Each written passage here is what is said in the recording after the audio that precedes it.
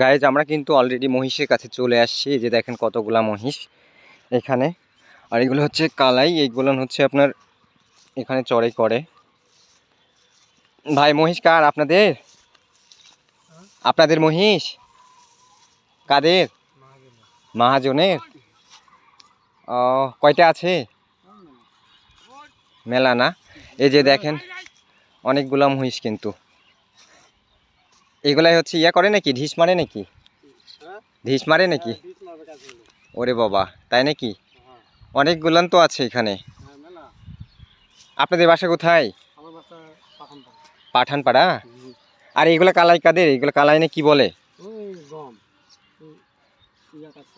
হ্যাঁ, ও এগুলা কি পাঠানপাড়ায় থাকে নাকি? ওই পারে বাঁধা থাকে।